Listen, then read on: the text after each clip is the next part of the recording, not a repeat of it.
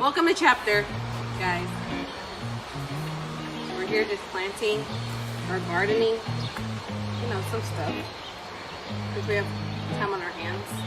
Yeah, so we decided to help my mom. My mom decided to do some gardening. So we're just helping her plant some vegetables and some fruit and No fruit. No fruit actually. So No fruit. But so yeah, we're just helping her out. And we're just so excited to have you guys with us online, but at least we're still together. And we're just so excited for the message that Mariano is gonna give us. And yeah, so we're just gonna bow our heads and close our eyes, and I'm just gonna pray us into the message. Thank you, God, for this day. Thank you, Lord, for everything you've given us.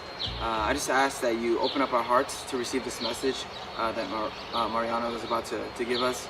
I pray that we take something from this, Lord, that we may just hold on to that too. I pray that you give us a heart of peace and comfort throughout these times, Lord. It seems like each week they're getting tougher and tougher. And we just pray that you just continue just being with us and just surround us with your love and your grace. We thank you so much for everything you do, Lord. We just pray that you just continue keeping us healthy and safe. And we just thank you for allowing us this opportunity to just be connected online with one another. Even though we're not with each other in person, it's still amazing that we get to be together and read your word and just spend time with you through the computer, Lord. And so we thank you and we give you all the glory. In Jesus' name we pray, amen.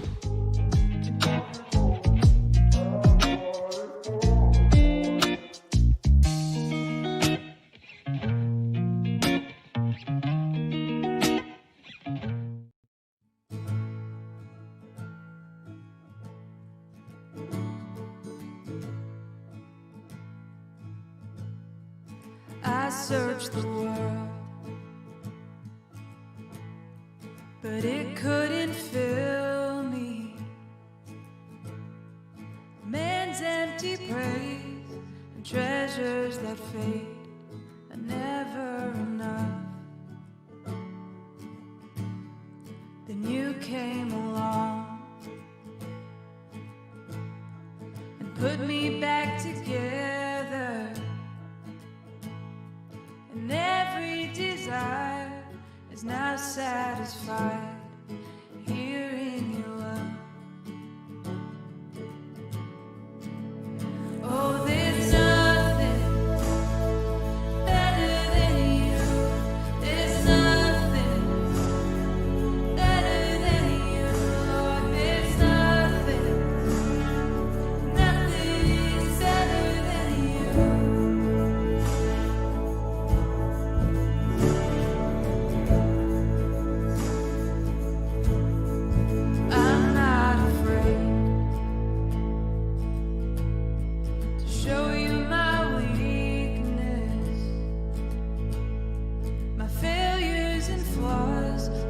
You've seen them all, and you still call me friend. 'Cause the God of the mountain is the God of the valley.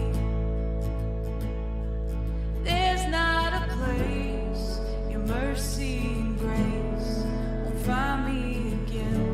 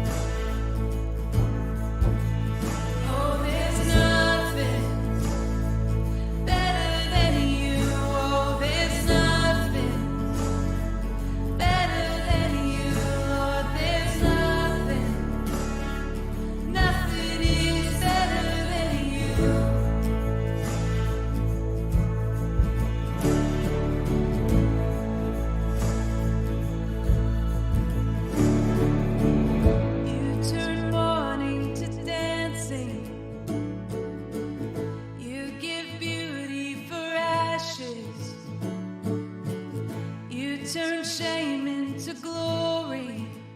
You're the only one.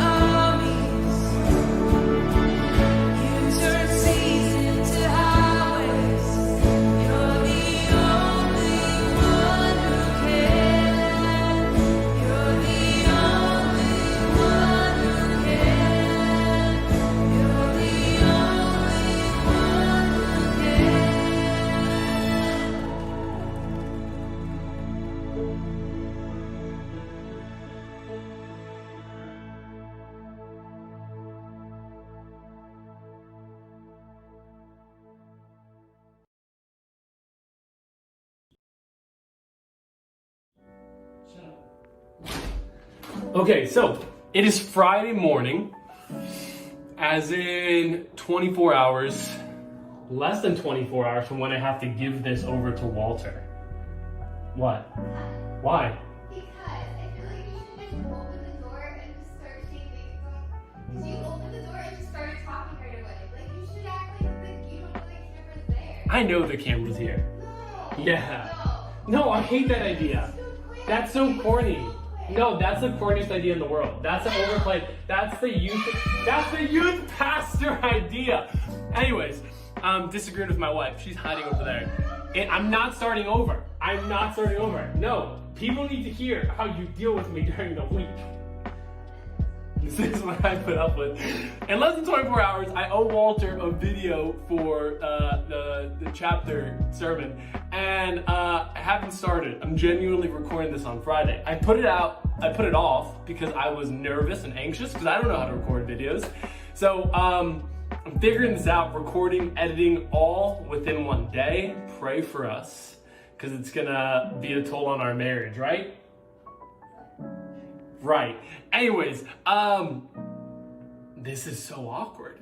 I feel like in quarantine, we just don't know what to do. I mean, like for me recording this, it took so long. I had weeks to plan this. We talked about this idea a while back, but I think I just kept putting it off because it's quarantine and you're dealing with emotions and feelings, and every day I wanted to deal with it, I put it off for another day. And so I have to film this. I still have to go to work. I still have to edit this. So we're just gonna walk and talk and make this work for the day.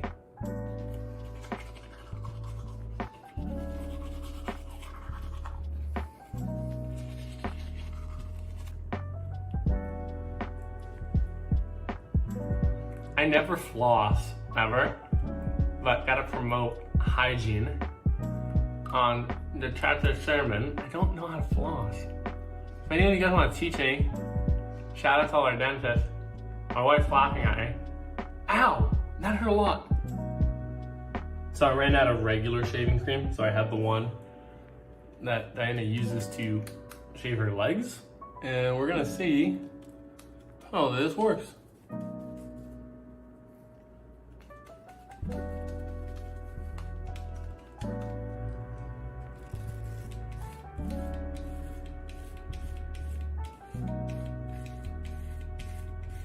I was gonna show the whole shaving thing, but I realized some of you guys are gonna make fun of how I shave. We're just gonna get snippets.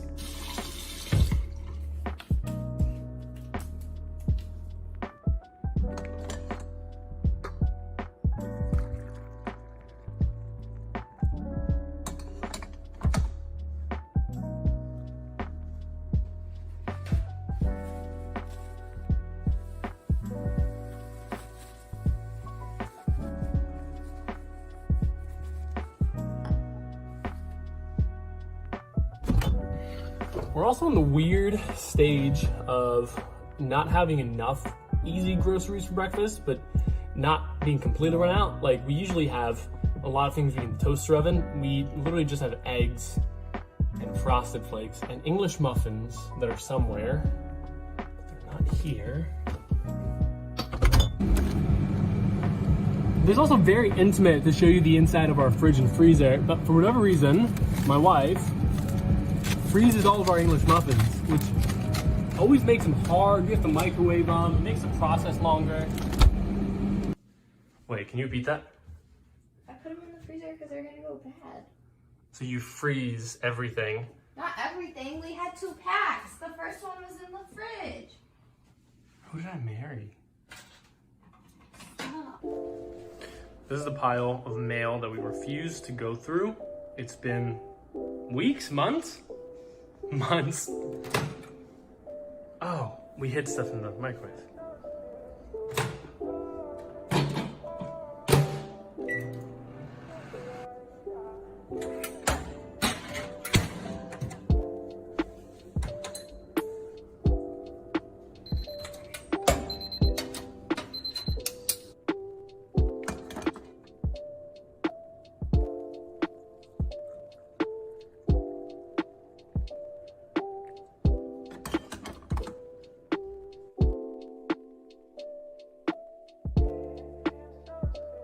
We had a lamp with glass on it that was on the table, and I walked. You walked into it? And I walked into it, and I broke our lamp. Which is funny because there's another lamp that I broke right over here. There used to be a glass orb, and I shattered that too. So. I mean, I guess we can still use. Love you. Goodbye. Time for work. We found out we have a side exit, which we really didn't know existed. And it takes you right downstairs, right outside the parking lot. Literally. Right outside. Oh, it is musty. Oh no. Oh, so I'm carrying garbage and the lamp I just broke. Hello. Love you.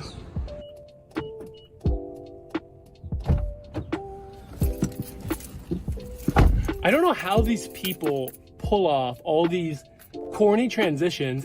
It took me a solid 3 or 4 minutes to get my phone adhered to where it is now. For those of you who are thinking, how the heck is he doing it? I'm using this 3M adhesive silicone tape, which does the job, sticks great. It's impossible to remove. Like,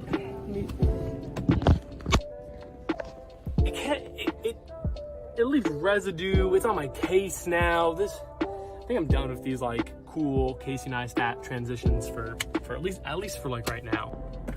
Now I'm on my way to work. I know some of you are confused. So I work for the church.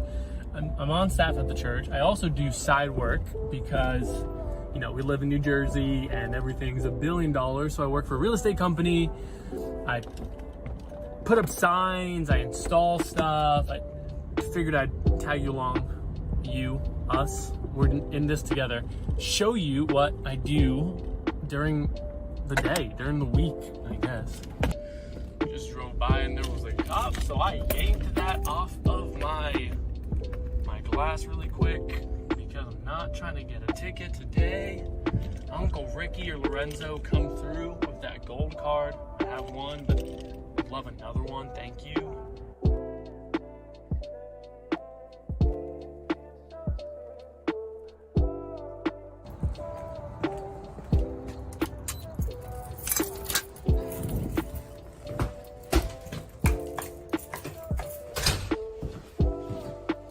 So this is the office. I print stuff, deliver it to houses, eat a lot of Airheads.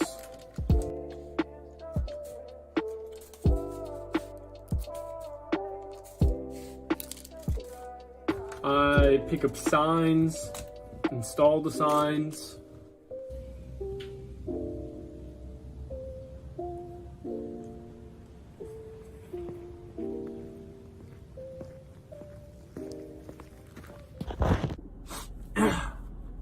So that's more or less what I do. I know some of you guys are already like, where's the sermon? Where's the word? You just have distracted us for 10 minutes. And the truth is I just wanted to have some fun because this is quarantine and we're all bored, and figured I'd invite you in on my day. But I'm excited. I'm gonna drive and talk. I know how to get home. Please don't freak out at the fact that I'm driving, and I apologize if my truck is loud. That's what happens when you have a truck that's lifted and the tires are too big. It is a mess to drive around. Every pothole sounds like the end of the world, but it's not. As I was thinking through quarantine, it was hitting me over and over again that personally I was dealing with the realization that there were things that I needed God to work on in my life. There were some emotional things and some mental things and even some spiritual things that I needed Him to bring clarity on my life into. And the more I spoke with friends, the more I got to conversate with a lot of you guys even, we all, I feel like, are in the same boat where we're realizing that quarantine has hit us harder than we thought it was going to. That it made us have to sit down, and that was my anti-locking system because my tires hit the inside of my fender and my truck thinks that it is braking, but it's not. We're all going through things, and quarantine has made us sit down and have to address the things that we are going through, the things that we've put off for a while, the issues that we may have thought didn't exist but actually do exist. And it was difficult. It was difficult for me to sit down and think through the struggle that was, and that currently is, quarantine. And so I started thinking and reading through the Bible, and 2 Corinthians 4, what we're going to read through now, we're going to see a really cool moment where Paul speaks to us about suffering and trials and tribulations and how we get through those things. And I want to clarify two things before we jump into the scripture. First and foremost, we've just come out of the book of Acts as a church. We've been doing it in our Wednesday night Bible studies. And for those of us who've gone through it, I think what needs to be known about Paul is that Paul is an expert in suffering, that Paul has gone through some things. He has been beaten and tortured and imprisoned. He has been at the center of riots. He has been shipwrecked. He has been, I want to say imprisoned again, because he was imprisoned again. He's had assassination attempts on his life. He's bitten by a snake. So Paul's gone through some things. Paul has the credentials to be able to speak on suffering. If Paul had to put in a resume on his life, he would be overqualified to speak on suffering. Paul is not a beginner. Paul's a veteran when it comes to trials and tribulations. Paul is a varsity player in the game of suffering. So when he opens his mouth to speak on suffering and trials and tribulations, we should lend him our ears, because we're listening to an expert, and an expert that not only experienced it, but thrived through it. And he gives us insight as to how we can then go on and do the same. We have to remember that when we read the Bible, it's not just a storybook. It is letters and sermons and stories told by people that you and I are going to get to meet again one day in heaven. These are people that existed. And what we're doing as believers is we are continuing on the work that they started thousands of years ago. We are the continuation of the church in Acts. We are the continuation of all the work that God did through Paul and the apostles. And with that being said, we're not the only ones who are doing this. And so one thing I want to address before we jump into this, as we speak about trials and tribulations, and Paul even specifically speaks about persecution a little bit, is I want to make it clear that we have to be very careful when we say that we are being persecuted now as a church. We have to choose our words wisely, because when we speak about persecution, and when we see what persecution was in the Bible, and even what persecution is for a lot of our fellow lovers of Jesus, followers, disciples around the world, if what we went through during quarantine is persecution, we have to make sure that we understand that we might be devaluing and belittling the suffering that these people actually are enduring. You see, we were told that we could not meet for safety reasons. We were told that we can continue to meet online, that we can continue to broadcast, we could continue to have online services. Slowly but surely, we are being allowed to go back in small groups, and one day soon, we will meet together at a church and fellowship. There are people around the world who cannot do online services. There are people around the world who can only meet in homes. There are people around the world that are being killed for believing what you and I believe. And even in the book of Acts, we get to see how the disciples were chased out of places, were stoned, were beaten. They endured actual persecution.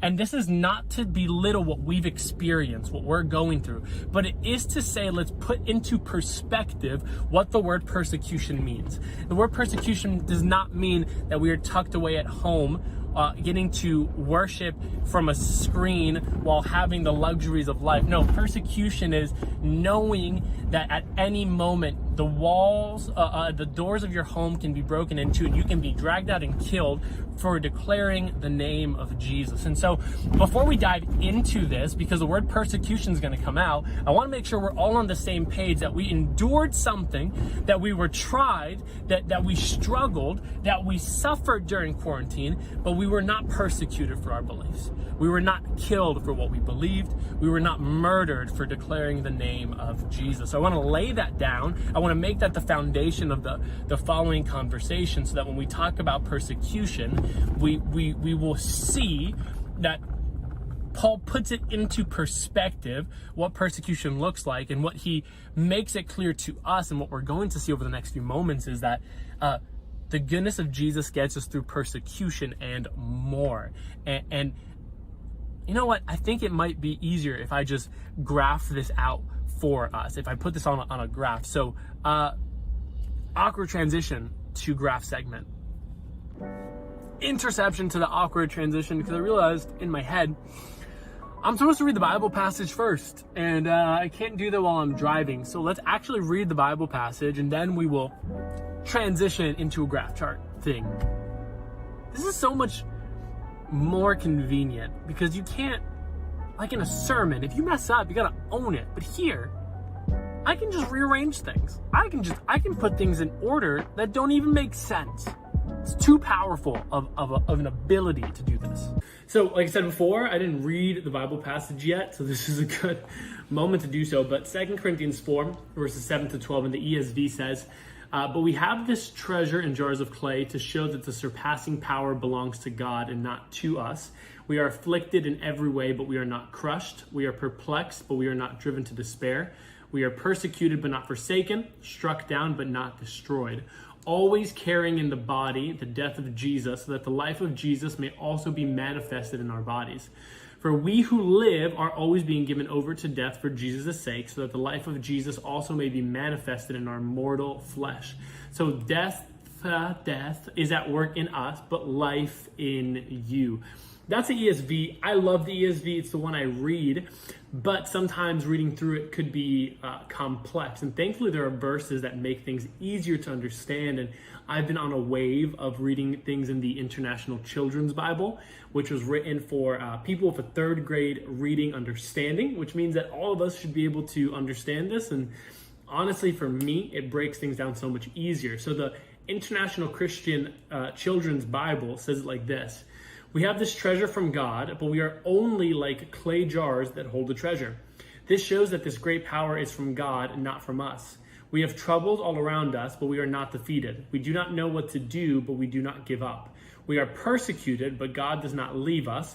We are hurt sometimes, but we are not destroyed.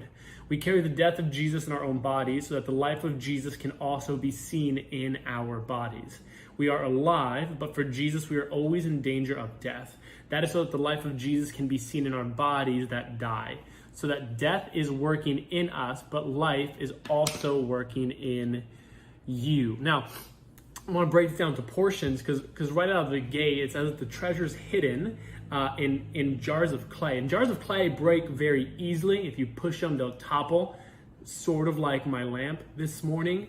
And what is interesting is that the believers of the gospel are making it clear that God could have sent angels to send the message. He could have sent more strategic men, stronger men, more prepared men, but he chose humble, weak vessels so that his power may be seen as he sustains them and through their lives. So for example, when Paul gets out of these situations, these horrific situations, people are not saying, well, Paul's amazing. They're saying, wow, well, thank God for this.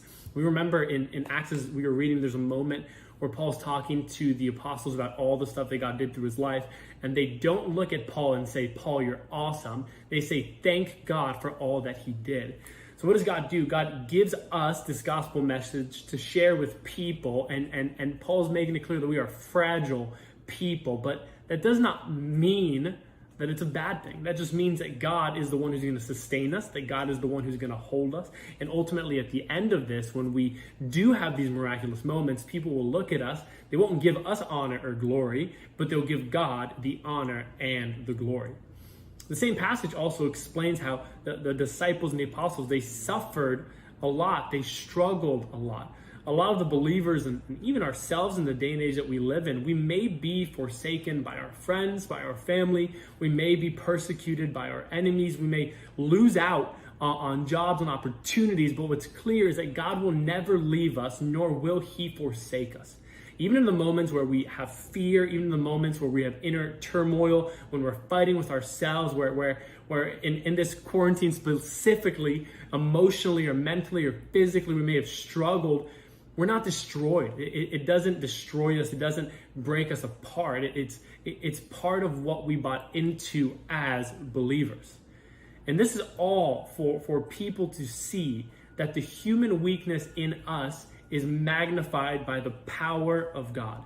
That when people see us as fragile people, and by fragile, I don't mean weak or broken, but normal people who go through things, who endure hardships, that are emotional and mentally drained and not always spiritually running at 100. When people see that and they see the way we're able to relay the gospel message over, and not just relay it, but live it, and not just live it, but thrive in it, they'll ask how we did so. And what we do in those moments is we direct the conversation over to, it's not me or laundry, it's God, and it's only ever been God. And truthfully, that is really the promise of the gospel message that we have, that he's never going to leave us, that he's never going to forsake us. And for many of us, myself included, who honestly, I wrestle with faith. I wrestle with a lot of these biblical concepts and ideas. What gives me a lot of assurance in this season is knowing that even as God is working with me and he's meeting me in these conversations and these thoughts, he's not giving me his back. He's not walking away from me. He's not abandoning me. He's making sure that I know that he is with me. And not just is he with me, but he is in me. And what we need to understand in this moment is that Paul drives home the point that even in persecution, that even in the moments when we are being chased and hurt, we will not be forgotten. We may be struck down, but we will not be destroyed. He's not going to leave us. And now this is a proper transition over to my handy dandy charts. My charts. I drew a chart, babe. Diana's excited for my chart. She's typing away as I'm talking, and I'm trying not to get distracted, but she types like an angry person. Pray for her. Yes. Gotta make it more correct. How bad is this? And I ranked some situations in life from not too bad to horrific. So right out of the gate, burning your mouth with hot coffee is pretty bad. But it's not as bad as being a parent during the Frozen pandemic. Like parents who had to endure all of those songs. I pray for you. Quarantine ranks as just a little bit worse than that. It's not fun. It could be worse, but it's not. That's followed by having to wear Yeezys is worse than quarantine. Prison is worse than having to wear Yeezys. And then we have persecution. Persecution is, I would rank it as right around here. It's very bad. It's worse than quarantine, but they're still worse. The only few things worse than quarantine, I think, is being sawn in half horizontally. That is not good. Which, although horrific, the only thing worse than that is being sawn in half vertically. Humans are built where we have like a belly button, and I think that's like the marker of how we should slice, not this. Anyways, the only thing worse than being sawn in half vertically is death itself. Death is not good. Death is the worst thing. But what Paul is saying and what we're reading and understanding in this passage is that this part over here is covered by the life and death and resurrection of Jesus, which means that even in death, we are victorious. And if death is the worst thing and we are covered here, then all of this, all of the things that we go through in life, all the struggles and difficulties and challenge are also covered. If we find victory here because of the life, death, and resurrection of Jesus, then we find victory here, we find victory here, we find victory here, we find victory here, victory here, victory here, victory here, and victory here. There's nothing that can surpass death and the level of bad. That's the ultimate. That is the end all of bad things. And yet we know that for us, this doesn't end life. It just takes us into the new season, the new chapter of life. So if Jesus' life, death, and resurrection covers us here, if that spirit is in us, if we are protected here, then I'm assured that we are protected and covered from everything worse than death, which would be every other thing that we can endure in life.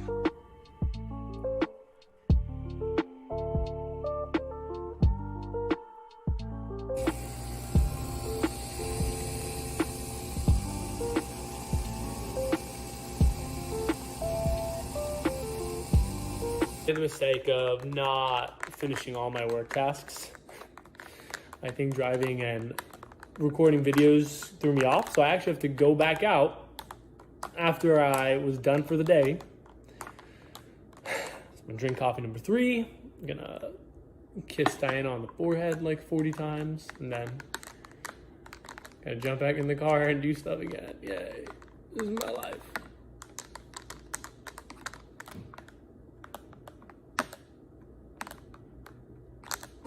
Love you.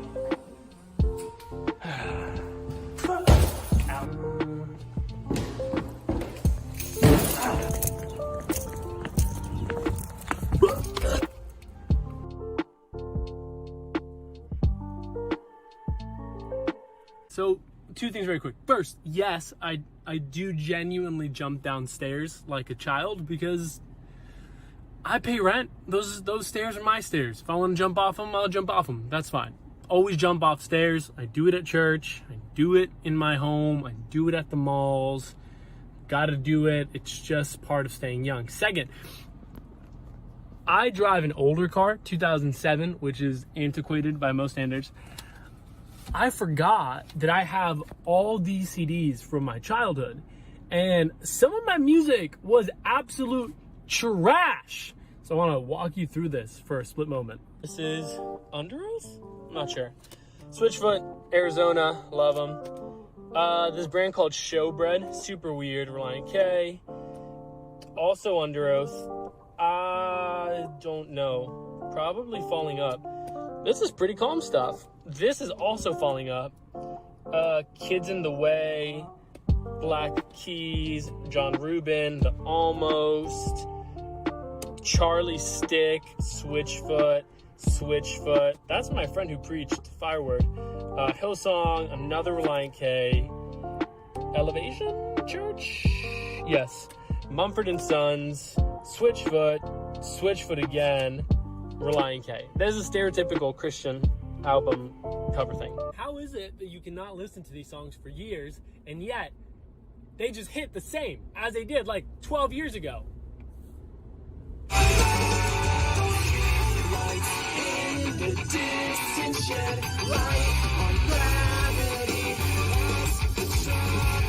I remember all the words.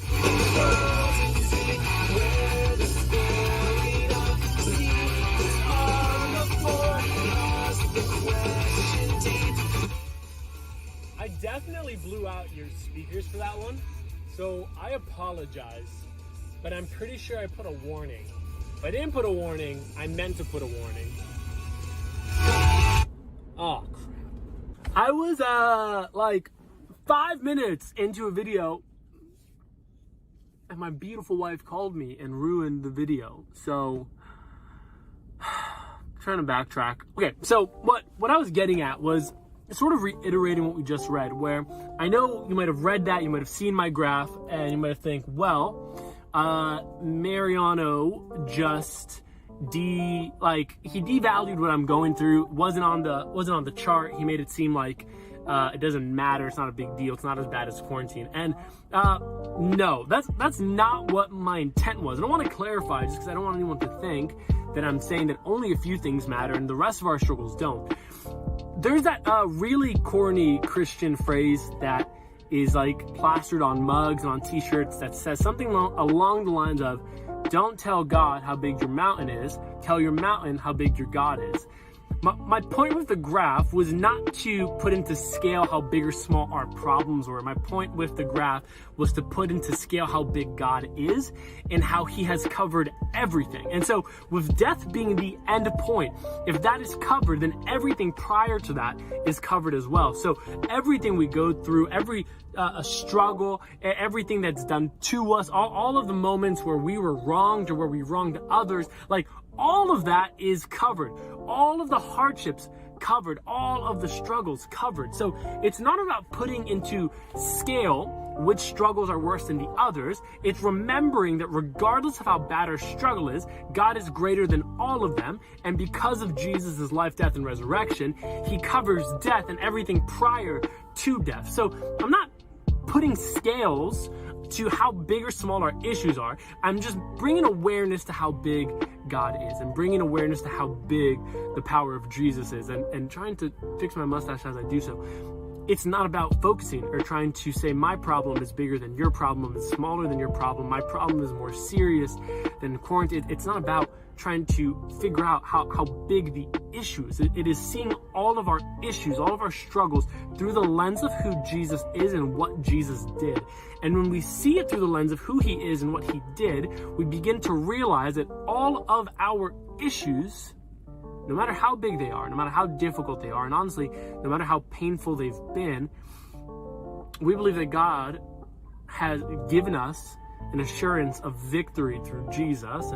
And even if our life here on earth is not easy or not perfect or not the way we want it to be, we still have the assurance that we will spend eternity with him. And that's the win for us as believers. That's the difference. That for those who don't believe, they go about having to say, well, you don't know how hard I have it. You don't know how difficult it's been. You don't know what I'm going through. Whereas for us, we do acknowledge what we're going through. We do acknowledge how difficult it is. We do acknowledge that sometimes life puts us in positions that feel impossible and that are so painful. But we also have the assurance. We have the assurance and the promise and the understanding that Jesus' life gives us eternal victory. And if all else fails, we have the promise that will not fail. And that's how Paul was able to get through everything. He kept his eyes onto what was coming. And that's the second part of this 2 Corinthians chapter 4. That is the next batch of verses, which we'll jump into however this transition happens. And I 3M'd the pop socket, and now it's not. I don't know if the issue is that I broke her pop socket or the fact that this is probably not coming off of my radio. Where are you? Bubs? Wait, you need me in the video right now? I just want to see you in the video. I'm working near the stove right now. Oh, by the stove. Diana's baking. I just burped. Okay, so in continuation, verses 13 to 18 says this, and like they should show up here or here, wherever I add them. Hi, Bubs. I was just about to read the Bible. What are you making? Monkey bread. Ugh. Verses 13 to 18 in 2 Corinthians chapter 4 says, since we have the same spirit of faith according to what has been written, I believed and so I spoke. We also believe and we also speak, knowing that he who raised the Lord Jesus will raise us also with Jesus and bring us with you into his presence. For it is all for your sake, so that as grace extends to more and more people, it may increase thanksgiving to the glory of God. So we do not lose heart, for though our outer self is wasting away, our inner self is being renewed day by day. For this light momentary affliction is preparing us for an eternal weight of glory beyond all comparison, as we look not to the things that are seen, but to the things that are unseen. For the things that are seen are transient, but the things that are unseen are eternal. Grace and not grace, but the faith, the grace of faith that we have is an effective remedy against times of trouble. The apostles knew that because Christ was raised and because his resurrection was genuine, they knew that they had an assurance of their resurrection as well. And we get that same assurance because we know that he is risen. We also know that one day we will rise. And the hope of this resurrection, what it does is it encourages us on the days that we're suffering, on the days that we're struggling, and it sets us above the fear of death. There's the understanding that what's the worst that can happen to us, right? Even at the end of our lives, we have an assurance of heaven, an assurance of eternity with him. But the apostles back here had this like radical idea of how their sufferings were an advantage for building the church and for God's glory. I mean, we read about these apostles getting beaten and hurt, and they walk away rejoicing, thankful that they were able to partake in the same suffering that Jesus partook in. It's unbelievable. Like, it's unreal that they were able to look at moments that should have been truly horrific, and they said, praise God that we are able to experience suffering the same way that Jesus did. Not to say that is the hope we have. Like, I'm not trying to suffer much. Like, that's not on my list of things to do, but there's an understanding that even in my suffering, God can use those for his glory. I think as someone who gets to speak, the funny thing is my mishappenings, my struggles, my failures ultimately end up working their way into sermons. And the cool thing is that although not all of us get to, or even necessarily want to preach from a pulpit, in our daily conversation with people, with coworkers, with friends, with families, our failures and God's grace through those failures, those are sermons that will reach people for the rest of our lives. And it doesn't have to be from a pulpit. It can be from your home. It can be over dinner, in basic conversation. That's all that we need. And part of what really drives this all home for me is verse 17 that says, this light momentary affliction is preparing us for an eternal weight of glory beyond all comparison. The stuff Paul went through, the stuff the apostles went through, I wouldn't call it light momentary affliction. I would say it was serious, it was painful, it was difficult, but like I said previously, he's scaling things. Not measuring out problems, but measuring out how big God is. He's saying even what we go through that may be considered horrific, it's a light, momentary affliction, and it's preparing us for the eternal weight of glory that is beyond all comprehension. Beyond all comprehension. This isn't even something that you can explain with words. You sort of have to experience it. There are moments, right, when we go through hardships, moments where I've gone through hardships, moments where we together have endured hardships. And it's crazy to think about that in some senses, our hardships aren't as painful as what they went through. And yet they were able to keep their mind focused that everything that went wrong, everything that they suffered, everything that they endured, it was preparing them for eternity in paradise. That's the point of all this. That's the scale of all this. And Francis Chan has this phenomenal illustration of this, and I want to completely rip it off. Let me draw one moment. This is forever going forward. There's no really start. It's a continuation of forever. And what Francis Chan says is that our struggle, our problem is that oftentimes we put so much emphasis on this little area here, on that little, and this here is life on earth. And we put so much time, so much emphasis on what happens here. And what we don't realize is that we still have this. Like, there's an eternity and more, and this keeps on going. If I could keep it going, like, this would continue infinitely onwards. And so Paul's saying that the momentary affliction that we encounter as believers, that we encounter in this area here, right, in this small snippet of eternity, he's saying it does not compare to everything that we will encounter in the presence of God from this moment onwards. So we focus on this. We put an emphasis on this. We look forward to this. And when the going gets hard here, we turn our eyes to here. This is the point of reference. This is the only thing that matters, the only thing that will keep us focused on what is to come. Yes, this is important. Yes, this means a lot. Yes, we're going to feel a lot of pain here. But man, the eternity that is to come, no pain, no suffering, no hardships. That is what keeps us. That is the hope that we have, our inheritance as believers. So, took a bath, ate dinner, took a break because I couldn't figure out how to end this, how to really just like try to tie this in, because what we're reading is that no matter what happens in life, we can live knowing that there's an assurance that we're going to have heaven. And as I'm sitting and thinking and processing through my bath time, it sort of hit me that our faith is a very effective remedy against times of trouble. That the assurance of heaven, the assurance of the promise that we will be there one day, it should bring us peace. And when life gets hard here on earth, we should look onwards towards heaven, and there should be an abundance of peace that fills our life, knowing that even if life doesn't work out exactly how we thought it would here, we know that it's going to be okay there.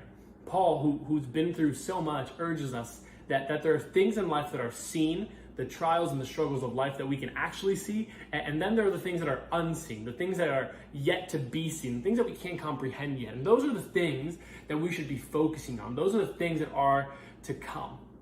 And the assurance of heaven should bring us a level of peace as believers that is not understood by just anyone.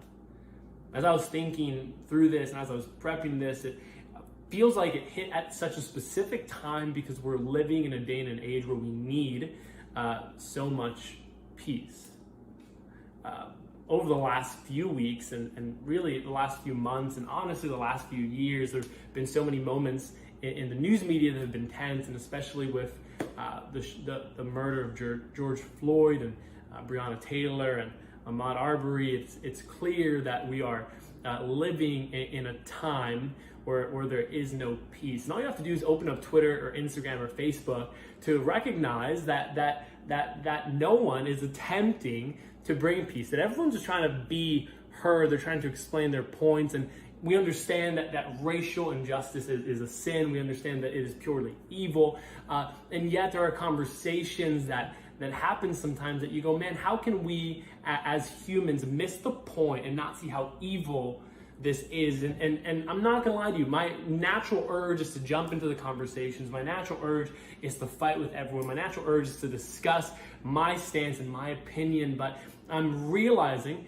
that more than being right, that the most important thing I can do is bring that peace that I have into these situations and these circumstances. I want to be the type of person that brings peace wherever I go, wherever I am, whatever situation I speak into. But to bring that peace, I have to have a life that is rooted in that peace. I was thinking through friends and family and even myself, and I think we all know at least the one person that does the opposite of bringing peace. Like, you bring them a somewhat trivial issue and they help blow it out of proportion. I feel like I'm guilty of being that person sometimes, where someone goes, hey man, I don't know what to do about this, and I overthink it and overcomplicate it, and before you know it, the person had a little bit of peace, but now they're walking out of a situation without any peace, and I'm realizing I don't want to be that person. I want to be the opposite of that person. I want to be the person that brings peace into every circumstance and situation. I want to be the sort of person that lives with such a high level of peace that I'm sought out, not to be able to explain my point, not to explain what I believe, not to give my stance, but I'm sought out by people because they go, man, that guy brings something with him, and I need that right now. I want to be the sort of person where peace radiates from every single aspect of my life. I want to be a carrier of that peace. And peace does not mean, just like Paul's saying, it's not going to mean a life that lacks struggle, because Paul's life had an abundance of struggle. But it means that we live a life full of assurance even with that trouble. I'm sure even as he was being imprisoned and beaten and going through all those things, I'm sure that Paul knew that one day he would be face to face with Jesus, and that would make it all worth it. You know, Paul is really essentially preaching the same thing Jesus preached. Paul says, look onwards. Paul says, because of the life of Jesus, we are able to have this assurance. And Jesus in John 16:33 says, I have said these things to you so that in me you may have peace. In this world you will have tribulation, but take heart, for I have overcome the world. Jesus is saying, find peace in me because I will overcome the world. And Paul says, find peace in heaven, an assurance that we get because Jesus overcame the world. And Paul's pointing us back to Jesus and saying, focus on him and you will have this peace. Truth is, I don't have an answer to all of life's struggles. I think sermons like this are always interesting because in whoever's watching, we have a plethora of issues we're dealing with. And I can't say that I have an answer to mental health issues. I can't say I have an answer for a lost job. I can't say that I have an answer for a death in the family. I can't say I have an answer for racial injustice. I don't have an answer for the greatest issue, nor do I have an answer for the least of these issues. And really no one does, and no one will. And honestly, I'm getting to a point in my life where I don't think we are going to get all the answers we want. And I think that's okay.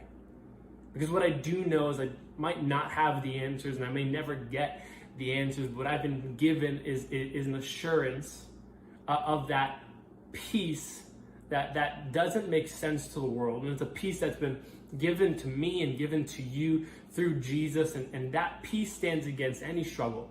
It stands against any trial. It stands against any issue that we may come into. And in the day and age that we live in, perhaps the best thing we can bring to the table, to these discussions, to the conversations, is not our opinion, is not our stance, is not what we believe we should bring to the table, but perhaps the best thing we can do is bring the peace of Jesus in every circumstance.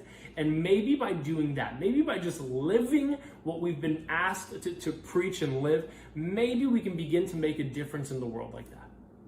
It's not to say that we shouldn't be calling evil what it is, because we should, but it is to say that perhaps once we've done that, the most practical next step as believers is to bring the peace that we have, the peace that surpasses understanding, into any situation or conversation that we have, remembering that as much as we have hope because Jesus lived and died for us, he also lived and died for the person on the other end of that conversation. And I know it's challenging, and I know it's difficult, and I know it's a struggle, but I believe that we as a community of believers, people going through this quarantine together, people enduring all of these different struggles together, I believe that we all have the same source of peace, that he is readily available. And all he's saying, and all that we're being instructed to do, is to look towards him during these times, knowing that there's an assurance that we will be with him sooner than later. So let's look ahead. That's my practical way to end this. Let's look ahead. Let's look onwards. Let's keep our eyes focused what's to come. Let's stay focused on heaven. And let's let the assurance of what is to come bring peace into our lives. And not just into our lives. Let it bleed out from every part of our life into the life of those around us. Because I believe that Jesus is that powerful. And I believe that his peace is that contagious. And I believe that if it worked for Paul, and if it worked for the apostles, and if it worked for these biblical heroes, then I believe it works for us too. And if they were able to get through what they went through, I believe that that same power that is in us, that was in them, that was in Jesus, will also allow us to get through whatever we have together. So I want to pray to close it out. And then me and Dad have a special presentation for you guys after this. Pray for us. God, we thank you so much for all that you're doing, Lord. And we just pray peace over our lives and the lives of everyone who's watching this video, Lord. We pray peace over every situation, every circumstance. God, we just declare that you are the good God, that you are our Father, that you're aware of every situation and circumstance that we're going through, Lord. Even now through the lens of the television or the phone that we're watching, Lord, I just pray that you begin to just release peace over every person's life, God. And not just over that person, but put the peace in them. Give them the assurance of that peace so that it bleeds into their family and to their friends. Lord, we just pray over our country, over our nation, over all the things that we're walking through together, Lord. I pray that you bring healing to our country as a whole, Lord, that for all these struggles that we're seeing with racial injustice, Lord, I pray that you just begin to work your way. And I pray that all the religious leaders can make a difference during this time. I pray for all of those in government that they'll just submit to you, Lord, that they'll allow you into these places, Lord. And even beyond that, Lord, I just want to pray for the whole world, God, that you just bring your peace, even as it feels like the world may be falling apart, even through all the hardships we go through, even with the daily understanding that we're going to see bad things each and every day on the news, Lord. We just need your peace more than ever. God, we love you and we thank you for all that you're doing and all that you've done, Lord. I'm so thankful that people stayed awake on this for 35 minutes. God, we thank you and we love you. In Jesus' mighty name, everyone said, amen. Me and Dinah, we have something for you that we've been working on.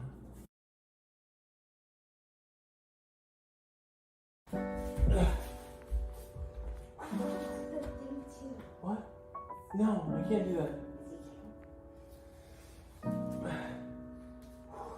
No. Ready? It's okay. You got this.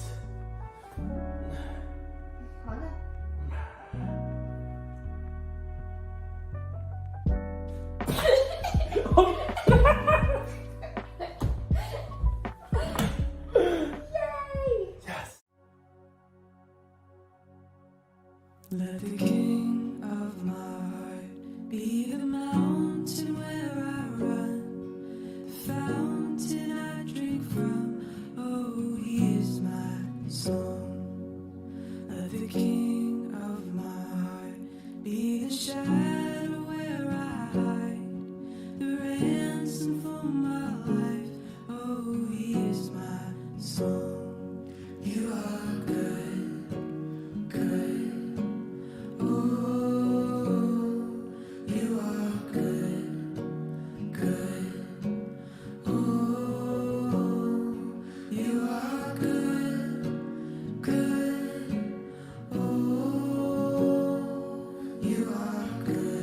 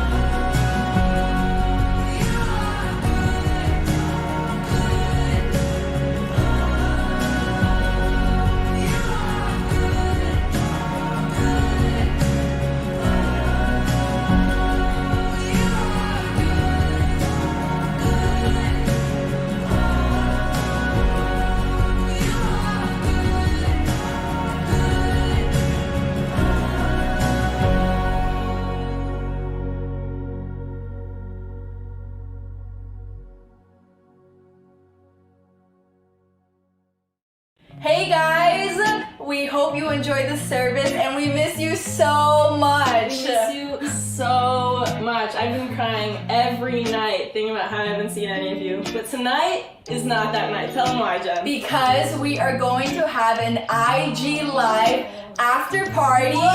So be sure to join us and just be so excited. Let's be hyped after service. Let's do it.